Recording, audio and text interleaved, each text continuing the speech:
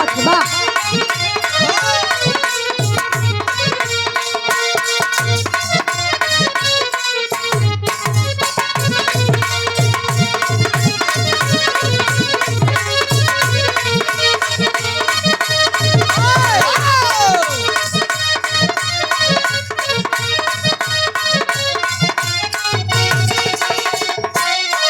मौसम की तरह तुम भी बदल तो न जाओगे, मौसम की तरह तुम भी।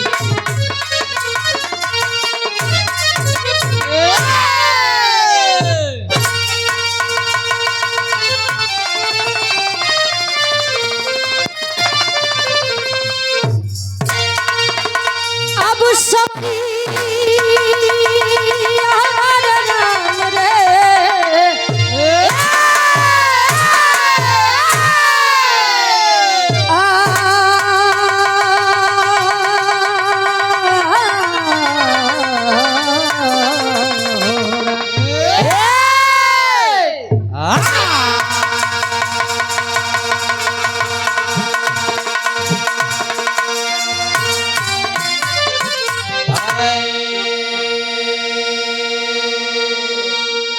बड़ी अच्छी बात रहे कि कार्यक्रम दो चार बॉर्डर पे बा, बलिया, देवरिया और सिवान को गुरुजी। तो बलिया में अभी आप लोग सुनबे है कि दो नौजवान, दो वीर सांवर और लोरी। तो कहानी उनके पहले से उठावा, उनके नाती पोता पर छोड़ा। चार लाइन कवि जी भूमिका के अंदर भाव लिखते हैं जे काका बाबा लोग विरह के शौकीन हैं उनके बदे। लोग कहते हैं कि हर घर में वीर पैदा नहीं होते हैं। अगर हर घर में वीर पैदा नहीं होते तो हम भी कहते हैं कि हर माँ वीर पैदा भी नहीं कर सकती है। कहो गुरु जी। चार लाइन कवि जी भूमिका के अंदर भाव लिखते हैं कैसे वीरन खातिर।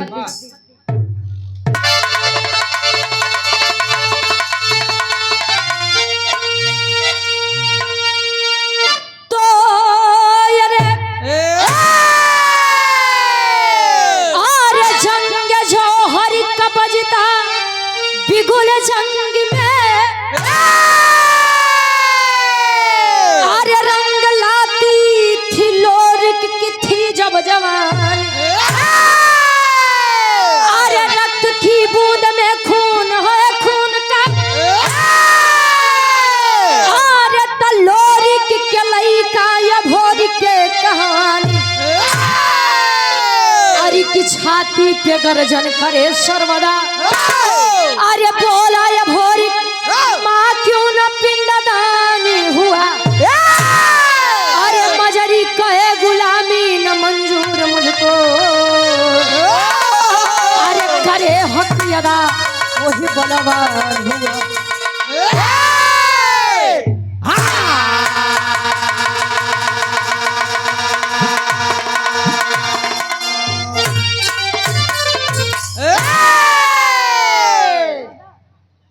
अपना म्यूजिक प्रयागराज सीताराम बिरहा म्यूजिक और राधा म्यूजिक क्लब के डायरेक्टर साहब हमारे गार्जियन जी महेंद्र यादव दादा, प्रयागराज उत्तर प्रदेश। आपके द्वारा ये 100 रुपया बहुत बहुत धन्यवाद।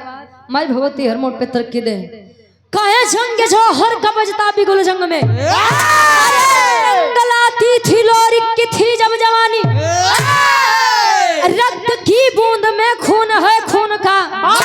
तलोरिक के लइका या भोरिक के कहानी।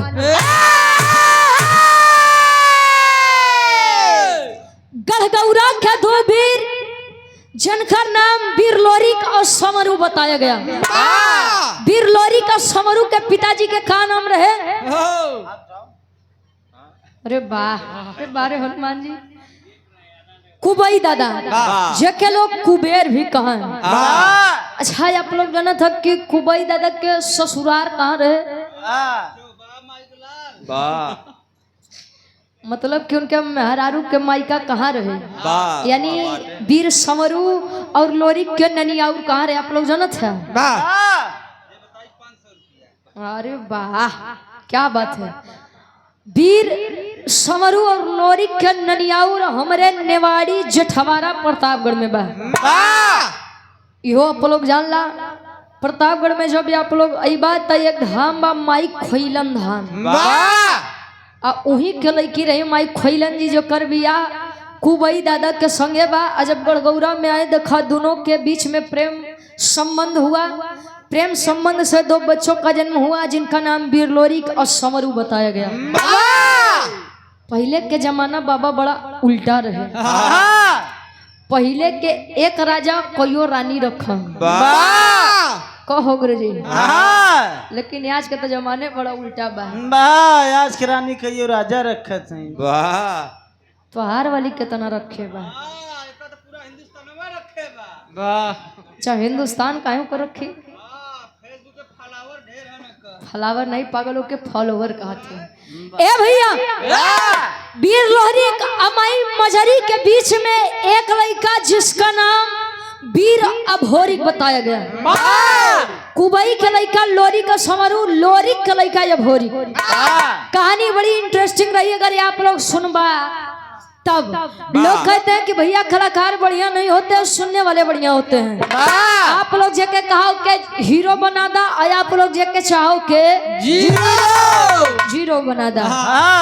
बीर अभोरी जब बाल्यावस्था से किशोरावस्था में प्रवेश किया, मतलब जब लड़की के ओकरे जवानी आए। पहले के पुरानिया कक्का दादा एक बात कहा हमारे तरफ की जकरे जवानी आवत हो गुरुजी तो चोकरत की आवे कहे और क्यों के जवानी चोकरत आवत है। ए भैया वीर अभोरी जब जानने के लायक हुआ तब माई दुर्गा के चौरा पे बैठ के रोज अपने बाबू लोरी के जैसा बड़ा पूजा आराधना बिनती इबादत करे। वीर लोरी के संसार को अलविदा कहे हैं तो लइकवा माई दुर्गा से एक सवाल कर दिया। कौन सवाल करे? एक लाइन गजल के भाव में कभी संकेत करते हैं, कोनो लइका कोनो लइकी से कहे का कहे।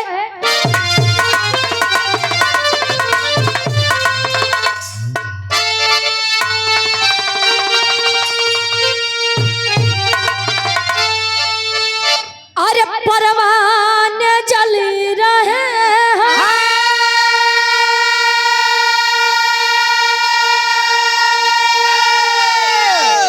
अरे परवाने जल रहे हैं तेरे इश्क में तमाम।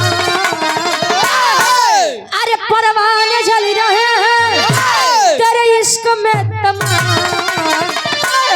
अरे जानम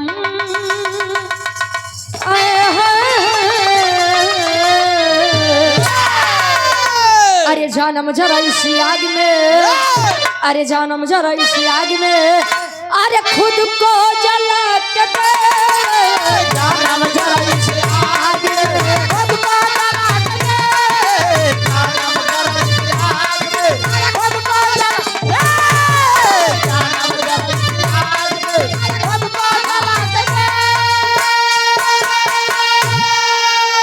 रुक जाओ बाबू के आशीर्वाद लेदा। शिवजी यादव शनिचरा टोला से। अच्छा पूज्य बाबू जी के द्वारा अच्छा ये गजलिए के फिर से एक बार दोहरा दो। ये हमारे पूज्य गार्जियन जी के द्वारा सादर 500 रुपए का सम्मान, बहुत बहुत धन्यवाद। आई गुरु जी फिर से ये चीज के दोहरा दा। अरे परवाने जल रहे हैं तेरे इश्क में तमाम। अरे परवाने जल रहे हैं तेरे इश्क में तमाम। अरे जानम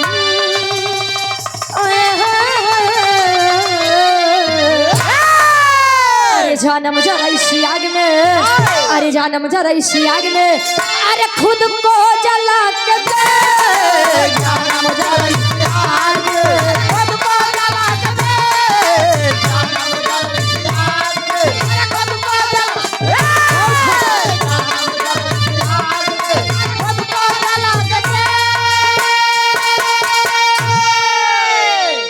सम्मानित हमारे गार्जियन जी, हमारे मुखिया जी, आप काशी चौधरी जी, हमारे मुखिया जी के द्वारा सादर 200 रुपए का सम्मान, बहुत बहुत धन्यवाद। आशीर्वाद के चारे की हम अपनी कला में कामयाब रहे।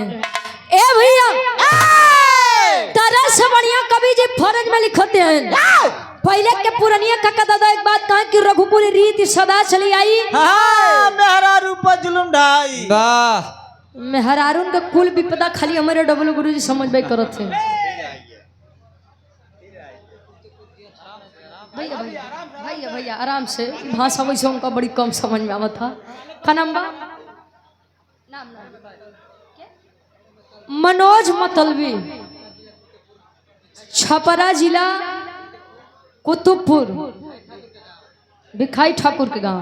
भैया भैया 51 रुपया बहुत बहुत धन्यवाद। आशीर्वाद के चारे कि हम अपनी कला में कामयाब हो जाए। गावे बजावे में कोनो गलती होता है आप लोग अपन लड़किया बच्चा समझ के माफ किया। अच्छा हम मेहरारून के ऊपर बड़ी विपदा कहो गुरुजी। क्या करे ऊपर हो? बस सीता के देख ले और सुपर्णखा के देख ले और न विश्वास हो तारा के जाके देख ले और ना ही भरोसा हो तो मंजीत भैया। मेहरारू से पूछा। अच्छा इनके मेहरारू से काहे पूछबा? वाह इनके काकी यहीं ताई कभी जी लिखा था वीर चाहे तब के होखा वीर चाहे अच्छा मोछा 4 प्रकार के होता है। मोछा अरे ये मोछ हो जब हमरे बाबू लोग रखावत हैं। हाँ दिखाई हमरे बाबू के देखा ये कोने नंबर के मोछा बजा न थे। वाह 1 नंबर वाली बात। पहले नंबर पे उच्च मुछ बस हमारे स्वर्गीय बाबू मोला यादव जी के बाद कि पहले के लोग मोछा रखे तो के मोछा पे ताव दो के चले। दूसरे नंबर पे नीच मुछ जैसे हमारे मुखिया जी हो गए भैया हो गए हमारे डब्ल्यू गुरुजी के अनकर मोछा नीचे में आवत बा। देखा मोछा कई प्रकार के होत भैया। आ तीसरे पे गुच्छ मुछ जवन मोछा यार से लेके काने तक आवे। अब वो तो मोछा बड़ा कम दिखात बा। और चौथे नंबर पे छुछ मुछ छुछ मुछ हो तब बरसत बा का हो। अरे मत मारा पेटे पे लात महाराज। ए भैया चौथा नंबर पे छुछ मुछ मतलब आवत दबा लेकिन आदमी के रखे नहीं चाहते हैं। कहो बाबू बैठा है मंजीत भैया के तो पूछबा हमारे गुरुओ जी के बाद देखो वो 2 नंबर वाले हैं भैया वो चौथे नंबर वाले हैं छुछ मुछ आवत हो लेकिन नहीं रखते हैं। कभी जी रखतन कैसे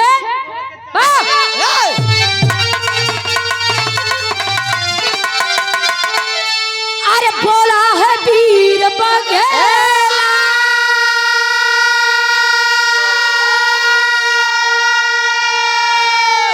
अरे बोला है वीर बघेला अरे झंडा हिला के दे।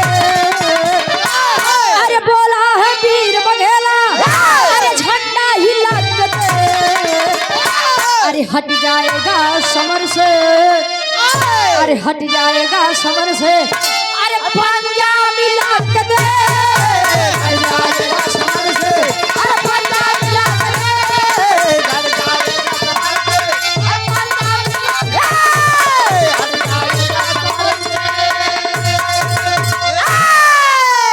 कहे बोला है वीर बघेला झंडा हिला के देख हट जाएगा समर से तू पंजा मिला के देख।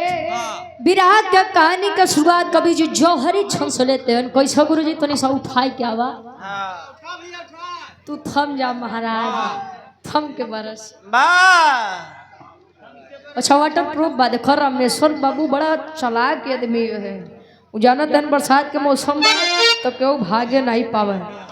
कहानी का शुरुआत बात कभी जी जौहरी छन से लेते हैं। कैसे रामदेव गुरु जी वाली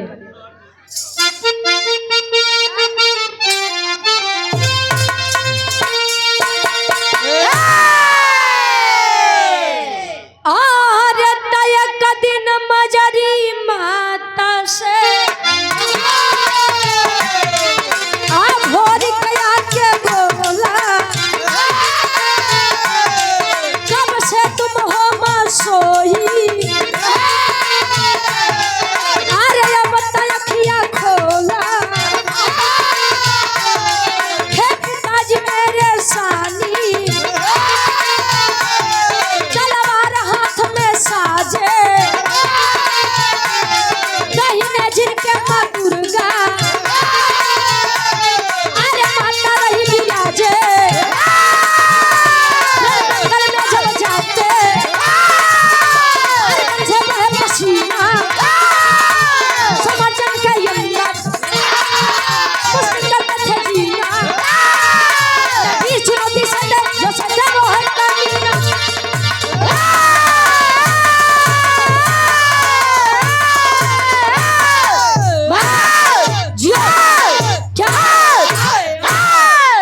वाह, कहानी कितनी आप लोग समझा।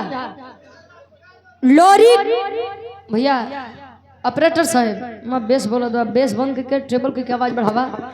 ए भैया, हेलो वीर अभोरिक माई दुर्गा के चौरा पे जाए के बात कहे कि माई रे, मेरे पिता वीर लोरिक जब भी आपको जरूरत पड़ी अपने जंगे का खून पिला करके आपको संतुष्ट करने का कार्य किए हैं।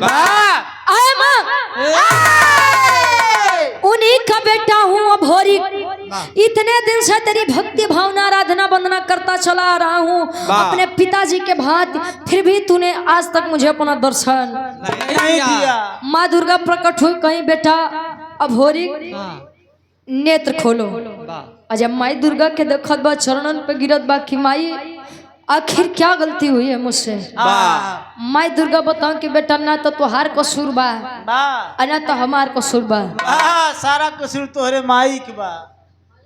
जब माई के कौन कसूर बा बतावे कि बेटा कि जब भी तेरे पिता मुझको याद किए, मैंने उनको अपना दर्शन देने का कार्य किया है।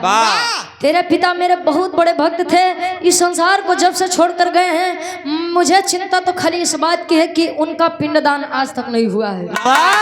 अब वही लोग बताते हैं कि जब तक पिंडदान नहीं होता है तब तक आत्मा इस मृत्यु लोक पे भटकती है। वेद शास्त्र अपना बताता है।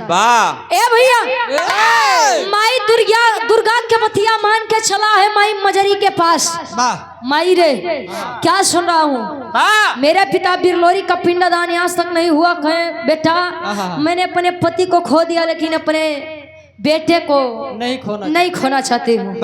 काहे उमाई मजरी बतौत बा अपने 21 वर्षीय बालक वीर अभोरिक से। का बतावे, स्वर्गीय गुरु रामदेव गुरु जी वाली तरज लगत बा।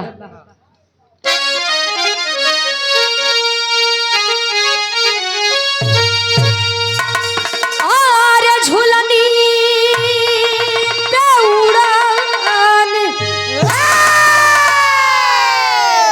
आरे झूलनी पे उड़नी, हई जहाजिया उड़ा दो, हई जहाजिया उड़ा दो, हमार पाइजे बरा जहीरा जला दो, हमार पाइजे जला दो।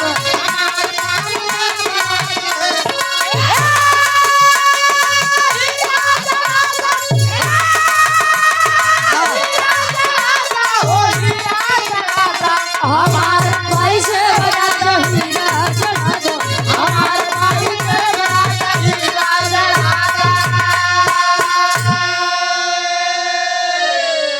और इस भाव का सम्मान करते हुए हृदय के हमारे गार्जियन जी, जिनके आशीर्वाद से, जिनके प्रेम स्नेह से 350 किलोमीटर दूरिया से यहाँ आप लोगों के बीच में खड़ी है। आप सम्मानित श्री रामेश्वर यादव ठेकेदार जी। सब कौन चीज के ठेका बा भैया?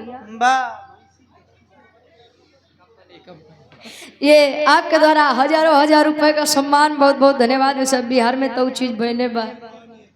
बिरजू मोहन यादव जी, आपके द्वारा इस भाव को सम्मान 100 रुपया, बहुत बहुत धन्यवाद।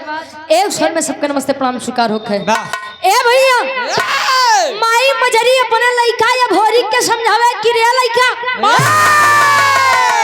पिंडा दान करने के लिए जाएगा और यह बात यदि पिपरी के राजा सुरपति को पता चल जाएगा तो वो तो सही युद्ध करेगा, तू अकेला और वो हजारों की फौज में आएगा। बेटा, मैं तुझे खोना नहीं चाहती। इतने में तो भैया उखड़ा हो गया। भैया हंस यदुवंश के शान वीर लोरिक लइका या भोरिक, ए माई, ए माई,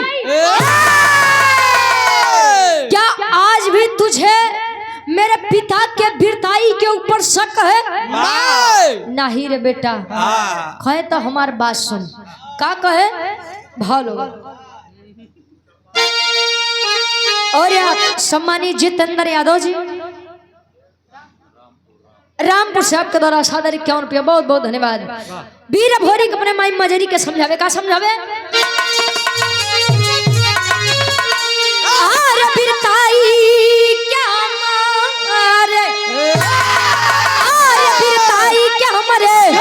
हई तिलकिया लगावा, हई तिलकिया जगाव हमार माई हमके रण में पठाव हमार माई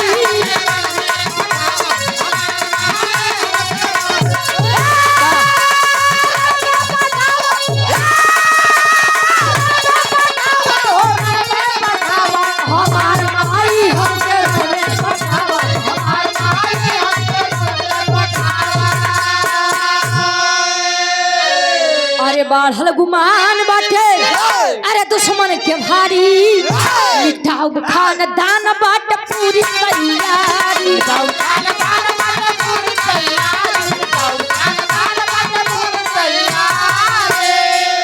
अरे ममता के प्रीतिया अरे ममता के प्रीतिया तू मन में जगावा हमार माई हमके रंग में पठावा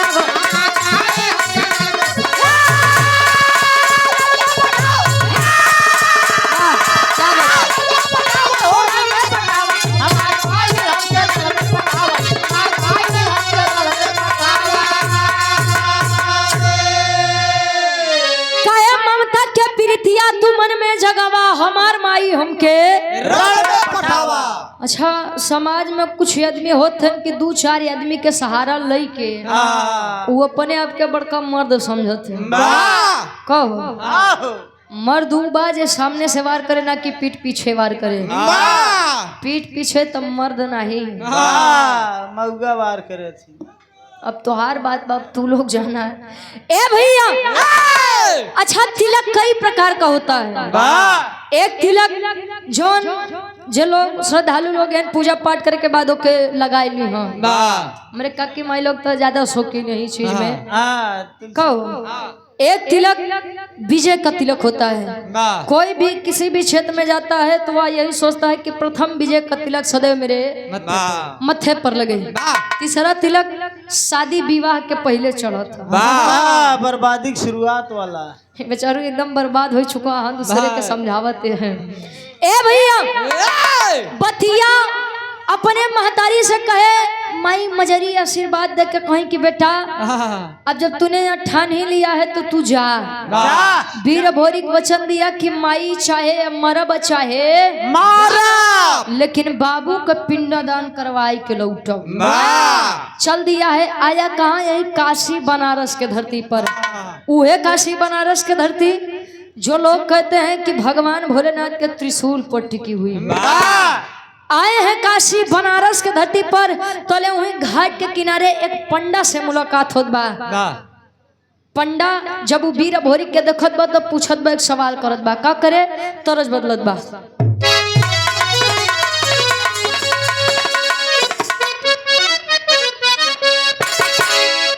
पहले के समय में गवना शादी के बाद जाओ का गुरुजी मुखिया जी पहले के समय में शादी हो जाए तो गवना 3 साल 5 साल 7 साल 9 साल 11 साल 13 साल 15 साल बस हो 21 साल 23 साल बुढ़ौती आ जाए महाराज तब बियाह करे का मतलब बा।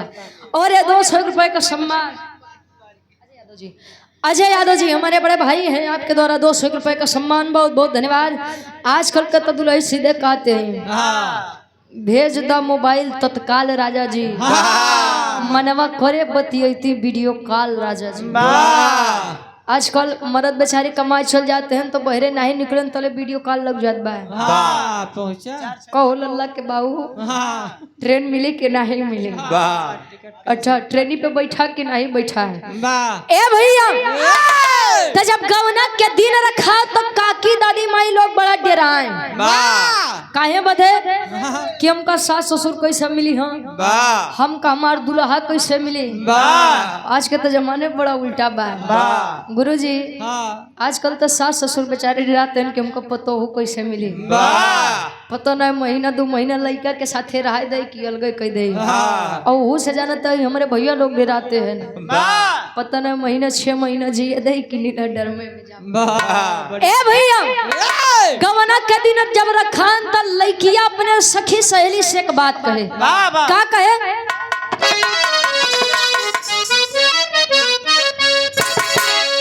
अरे जब से गवनावा के दिनवा धराई जब से गवनवा दिनवा धराई रतिया न नींद आवे देह पियराई जब से गवाना दिनवा धराए रतिया में दयावे तेरा पिया जब से गवाना लेकिन करे पिंडदान भोरी करे पिंडदान भोरी बनारस में आया शशिधर पन्ना से बात लड़ाया अरे पिंडदान भोरी बनारस में आया शशिधर पन्ना से बात लड़ाया अरे पिंडदान भोरी आया है शशिधर पंडा से मुलाकात हुई। पंडा आप लोग जानते थे ना कि जो तिलक चंदन लगाए के हाँ घाट बढ़िया गेरुआ धारी बैठा थे वाह कहो जेके संत कहा थे वाह जेके सांसारिक मोह से कोनो मतलब ना रहत शशिधर पंडा से मुलाकात हुई। शशिधर पंडा पूछे कि बेटा कौन हो वाह कहाँ से आए हो वाह क्या करने के लिए इतनी सुबह सुबह इस घाट के किनारे आए हो। वीर भोरी बतावे महाराज गढ़गौरा से आया हूँ मेरे पिता वीर लोरी वाह इस संसार को छोड़कर चले गए हैं और उनका पिंडदान करने के लिए मैं यहाँ पर आया हूँ। शशिधर पंडा कहे कि ये बेटा हाँ तू लोरी के लड़का हो खा हाँ चारे जिंदर के वाह चाहे जकर लड़का हुआ वाह दिन का पहला पिंडदान हम नहीं करवाई पाऊ वाह काहे बदे। शशिधर पंडा समझाओ कि बेटा देख अबे तोर खेले खाए के उम्र बा बे खेला खाए ई झगड़ा लड़ाई के चक्कर में ना पड़ा ना पड़। शशिधर पंडा समझावत बा का समझावे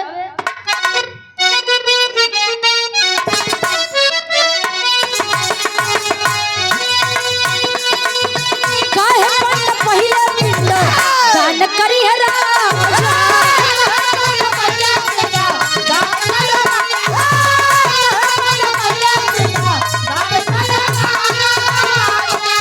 जबरदस्ती करबा बच्चा लड़ में मारा जाबा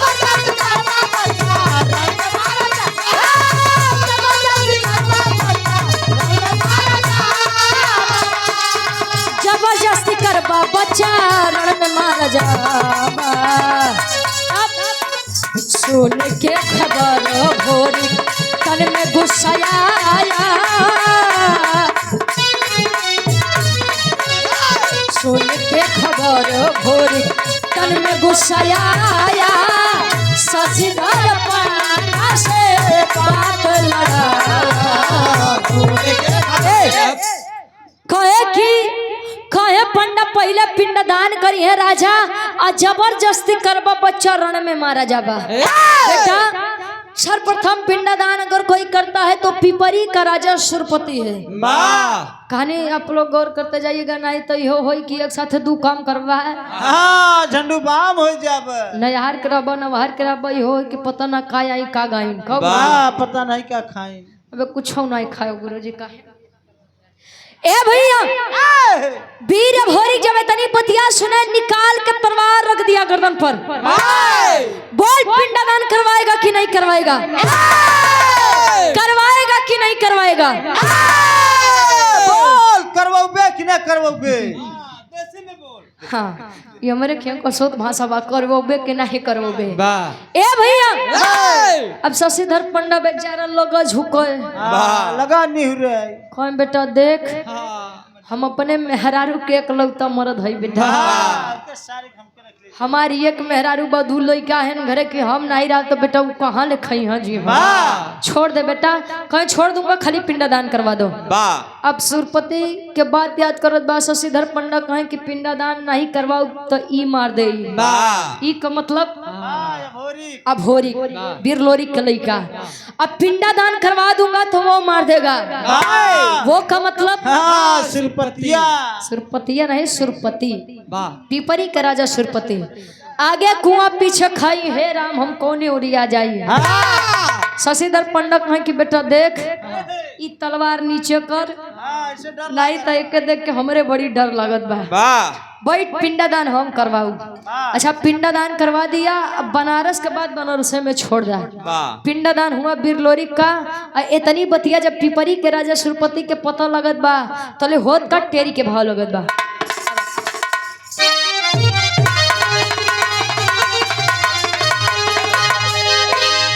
अरे राम जवानी जंगी जूझे जमके, ए बाबू जवानी जंगी जूझे जमके, कल्लोरी कपूती या भोरी कहे मिटाओ बहुत के रहो मुझे।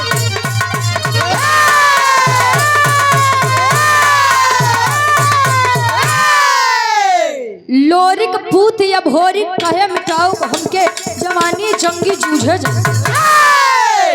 हम का मतलब अहंकार, अहंकार, घमंड रहा सार बड़ा घमंड बतोरे। दू चार ठे कुकुर के लई के बड़का वीर बनत है, बड़का मर्द बनत है। आज तो देखो सरऊ की तोरे केतना पानी बा। तोरी माई ए भैया पिपरी के राजा सुरपति तक यह बात गई कि बड़का मर्द बनत है, बड़का वीर बनत है। हे कल के आए लड़का तोहार कुल नियम के उल्लंघन कर दी है। कहे मतलब गढ़गौरा से एक वीर आया है, लोरी का लड़का है भोरी आया और पिंडदान करवा दिया। तू खाली बैठ के राजगद्दी संभाला। ऐलान कर दिया सुरपति हजारों की फौज तैयार करके घोड़े पर सवार होकर के आया कहाँ? बनारस के धरती पर। जब बनारस के धरती पर आया तो शशिधर पंडित बेचारा लगा उठे। अब भोरी पकड़ के कुर्ता नीचे खींच ले। कहाँ हम जियब तो तू जीबा, हम मरब अब परेशान मत हो। जले ई देह में जान रही तो तोहका कुछ नहीं हो दे। बिरहा के आखिरी तरह लगत बा कोनो दुल्ही अपने सासू माई के हाल बतावे। और सम्राट राहुल टेंट हाउस के डायरेक्टर साहब मलिकार साहब नागेंद्र यादव जी, आपके द्वारा सादर 200 रुपए का सम्मान बहुत बहुत धन्यवाद। काम में दिन दुना राख चौना तरक्की होखा बा हमेशा इनके खड़ा रहे का टेंट यार पूरा बोला करा। वैसे नंबर 1 के व्यवस्था बा भैया तोहार देखा। अब हमारे भाषा में अगर आप लोगों के थोड़ा दिक्कत हो तो एडजस्ट कैली है आप लोग। खाली रात भर के बाद बा का हो बिरहा के आखिरी तरह लगत बा।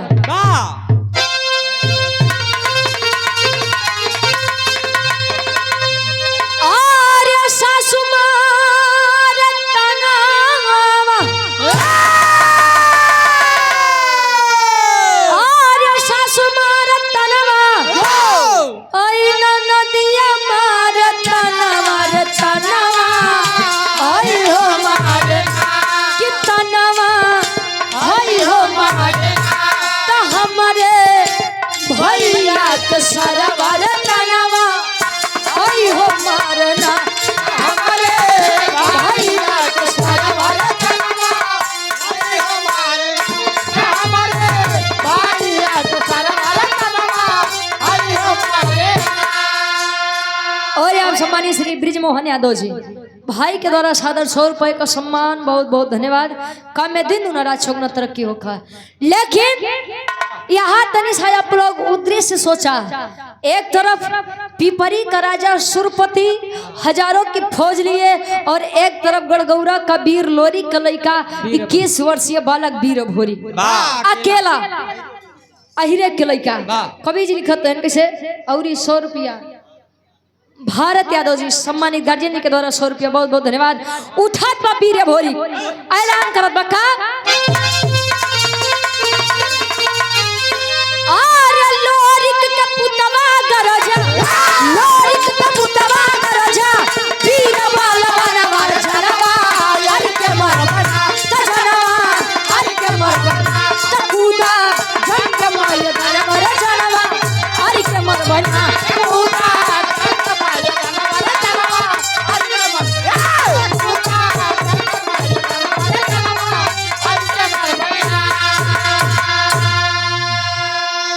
चल दिया।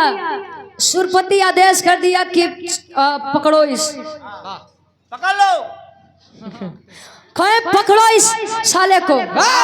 कल का लड़का होकर के मेरे नियमों का उल्लंघन करता है, इसे कड़ी से कड़ी सजा दूंगा। वाह अबीर भोरी कहे अवसार आवा बाबू सार मम्मा। ये तो हम चाहते रहे कि कॉल तू भेटा बा। अच्छा लगा युद्ध करता मारत काटत मारत काटत बिहारी यादव जी आपके द्वारा 100 रुपया बहुत बहुत धन्यवाद। ए भैया छोड़ा दो मंजीत भैया। अच्छा यार मारत काटा जब आगे पहुंचा जब 200-400 वीर बचे तो लगे मने मन सुरपति के गरियाव कहे न सारे तब पागल रहे चूतिया रहे जो उन्हें करे सारे के चलते मर गए। अब हम लोग इतना पागल नहीं है कि दूसरे के चक्कर में अपन जान जे जहाँ खड़ा बाबा रे दरिया लेट गवा कि कैसो वीर भोरी जाने की मरा है गया है सुरपति के पास और पकड़ के कॉलर नीचे खींच लिया। उधर नीचे अच्छा नीचे जब पकड़ के खींचत बा मोहे में करिखा पोताई के गले में चप्पले के माला पहिराई के गदहा पे बैठाई के बनारस के ऐसा कोनो कोना नहीं बचा जहाँ वीर अभोरी पिपरी के राजा सुरपति के घुमाए न हो। एक गली छोड़ के कौन हो धोबी घाट। अच्छा धोबी घाट काहे बोले छोड़ी हाँ गदहा बड़ी साट रही तो वह समय में लादी ढोए वाला एक गदहा रहा जनसंख्या कम रही भाई। तू ढेर जानकार है ए भैया। अच्छा जब इतनी बात हो तब पिपरी के राजा सुरपति नीचे मुड़ी कह के बैठा बात तो सुरपति के एक बिटिया रही जकर नाम केवला पतिया बताया गया। केवला पतिया पहले के समय में ऐसा नामे होत रहन गुरुजी। पहले के समय में ई पूनम चांद आ कबूतरी सब ए हो। अच्छा केवला पतिया जब इतनी बतिया सुन पाए कि कोई गढ़गौरा कबीर आया है अभोरी मेरे पिता का अपमान किया मेरे पिता को पराजित किया तो मन ही मन ठान ली कि अब तो दुल्हा बनबा तू ही बनबा।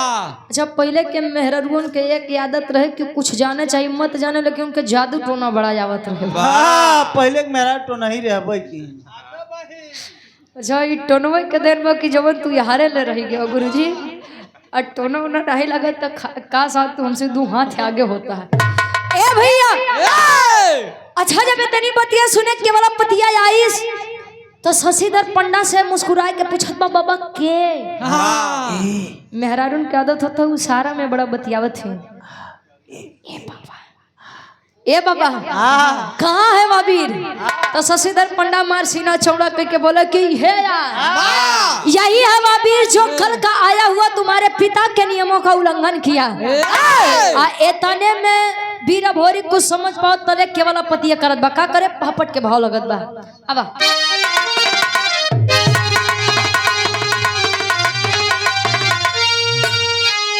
अरे आई केवला पतिया बन हसीना जीना मुश्किल बा। अरे आई केवला पतिया बन हसीना जीना मुश्किल बा तब बाप के इज्जत भोरी काहे छीना जीना मुश्किल बा।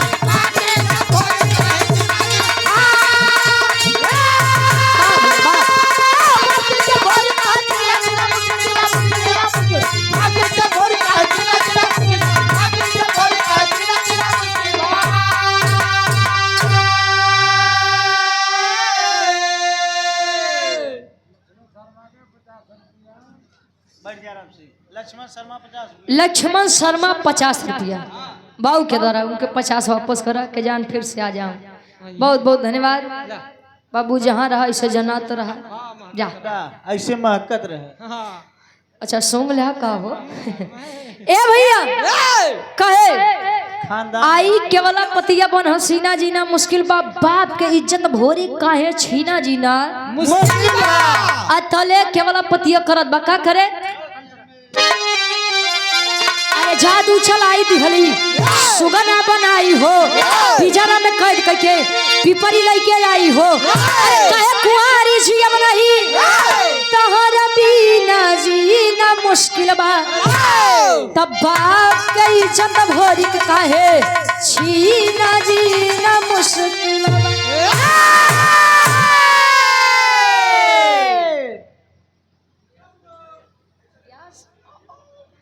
व्यास बलिंदर यादव, आपके द्वारा 51 रुपया बहुत बहुत धन्यवाद। अपन जादू चला करके सुगना तोता बना करके पिंजड़ा में कैद करके लेकर चली है वीर अभोरी को। वाह जब वीर अभोरी को लेकर चली है पिपरी के राज्य में, तो एक बात रहे, दिन में तो वीर अभोरी के सुगना बना रहा दे, लेकिन जले रात होखे तो ओके वीर पुरुष वाला तन दे दे। वाह क्यों? जबरदस्ती प्रेम करना चाहे, वाह लेकिन बाहरे मान बाहरे मर्यादा। वीर अभोरी सदैव उसको डांट करके यही कहते कि ये लड़की, अरे लड़की, अरे तुझसे मैं इस प्रकार प्रेम कर लूं। हाँ थू तेरे प्यार को हट जा। ए भैया समझावत बा, अच्छा 1 दिन 2 दिन 3 दिन 4 दिन, अच्छा समय पे समय गुजरत चला जात बा।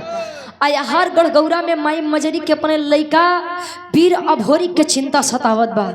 अब वीर अभोरी तब पिपरी में सुगना बन के तोता बन के बैठा है। तले करत था माई मजरी का आल्हा के भाव में कवि जी प्रमाण देते हैं।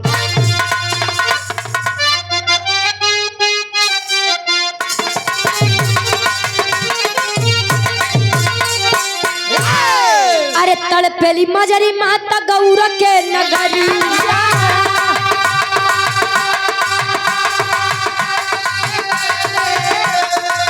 देवराई चलराई के भी होलिन पठा,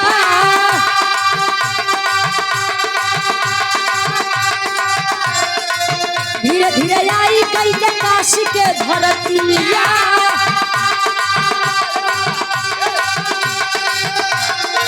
धीरे धीरे आई गई रे काशी के धरतिया,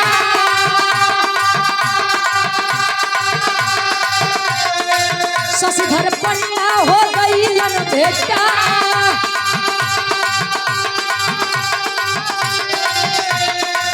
लगले बतावे पंडा पूरी तब खबरिया,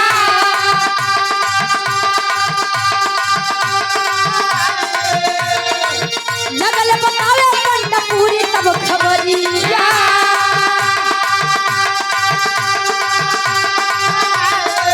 केवल बच्चे सुगन देह सब होरी के बन्ना,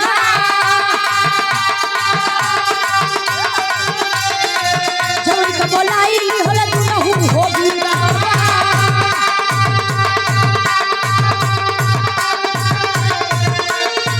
माई के बोलाई होला दुनहु हो बीरा,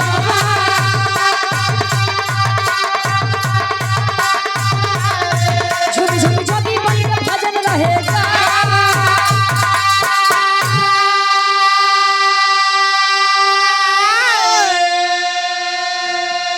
माई मजरी भेजत बा गढ़गौरा के 2 वीर देवराई और चनराई चले हैं, आए हैं काशी के धरती पर। पंडा से मुलाकात हुई। शशिधर पंडा कहे बेटा कि उसने अपने पिता वीर लोरी का पिंडदान तो कर दिया, लेकिन जब युद्ध में पराजित हुआ पिपरी का राजा सुरपति, उसकी बेटी केवलापतिया अपने जादू से उसे तोता सुगना बना करके अपने राज्य लेकर गई है। अब जादू के काट कोनो लेके आवत तो ले तब वीर अभोरी तो है वापस मिली है। जमुनी माँ को बुला करके तीनों वीर गेरुआ धारण करके भजन गावत पहुंचत हैं। कहाँ?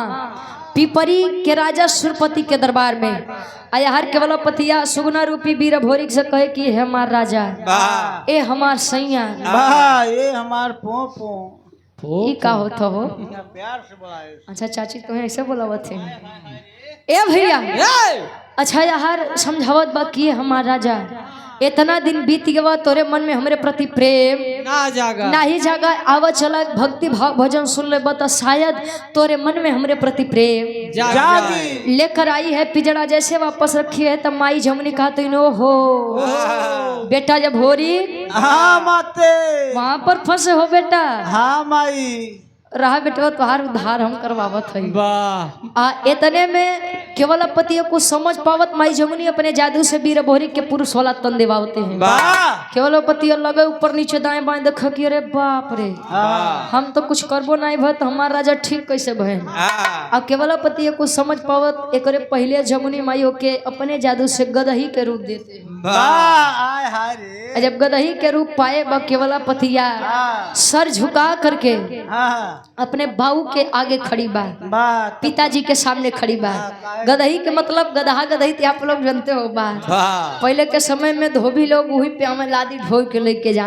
वाह ए भैया केवल पतिया जब गदही के रूप में खड़ी भाई अपने बाऊ के दरबार में तले मार वीर भोरी तनिया तन की माई के सारे के नहीं छोड़ब, एक के नहीं छोड़ब, सारे काट ले का मुड़ी।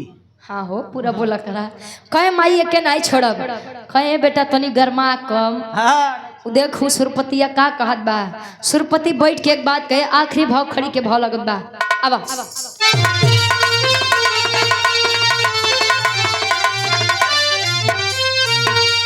अरे माने गलती जमुनी के हई चरनी अंधई के हमारी भाई तो बहिनी बचनिया कही के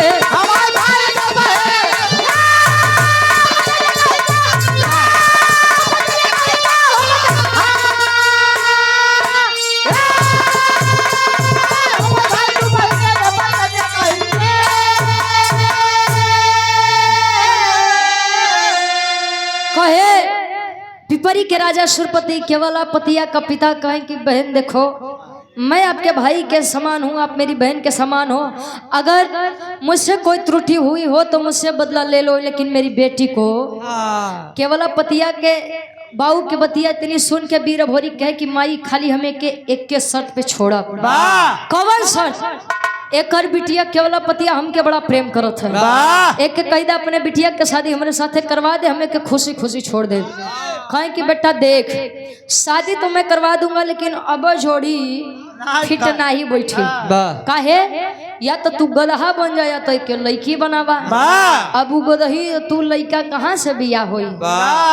माई जमुनी जब ओके लड़की वाला तेन देते तो होत का। अब अरे केवला पतिया भोरी के हो गई हो शादी, शिव भोरी पैदा भइले पिपरी मिली आजादी।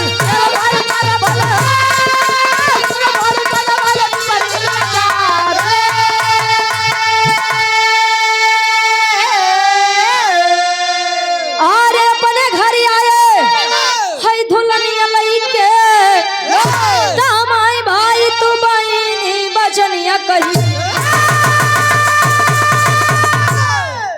केवला पतिया अभोरी की शादी हो गई, गढ़गौरा वापस आए, दोनों के बीच जो संबंध बना, प्रेम बना, दोनों के संयोग से एक बच्चे का जन्म हुआ जिसका नाम शिव भोरी बताया गया। भैया देखा लड़का मिला तो लायक मिला, नहीं तो मिलबे नहीं करे का गुरुजी।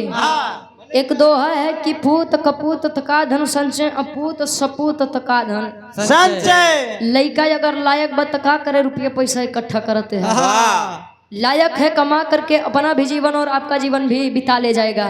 अब पूत कपूत तका धन संचय, अगर लड़का नालायक बताओ का करे इकट्ठा करते हैं। कहो हाँ शर्मा जी वाले याद बगल तू कितनो इकट्ठा करा और लड़का खाली हुए कंपोजिट वाला हाल पाए जाए। खाली बिहार में तो बाबू ए भैया इसीलिए कहा जाता है कि लड़का मिला तो लायक मिला, नहीं तो जवन लड़का अपने लड़का होकर के फर्ज कर्तव्य नहीं निर्वहन करे तो लड़का कोने। वीर भोरी गए अपने पिता का पिंडदान करने के लिए, लड़ाई हुई और दुल्हनों लड़के आए साथे के लड़को जन्म ले लिए। कुबई के लड़का लोरी का संवरू, लोरी के लड़का या भोरी का अभोरी के लड़का शिव भोरी। शिव भोरी कहानी हमारे यारे छुटत बा, आखिरी में खानदान के परिचय बा। गुरु बिहारी, गुरु गणेश, गुरु रामलाल गुरकारी, स्वर्ग से चुनका कभी बच्चन जी बने पुजारी हो।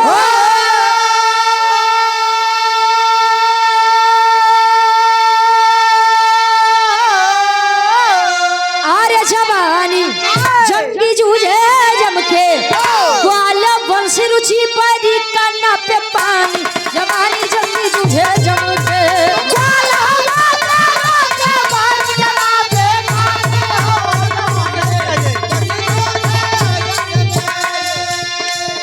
नहीं चाहिए दिल दुखाना किसी का, नहीं चाहिए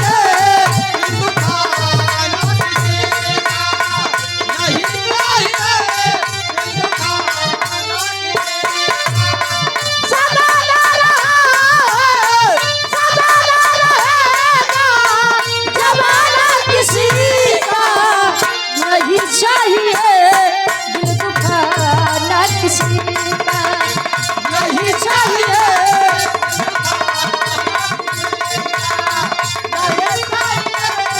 दिल दुखाना किसी का। गाओ बजाओ का सुनो में कोनो भी गलती कसूर भाव हुई आप लोग अपन लड़कियां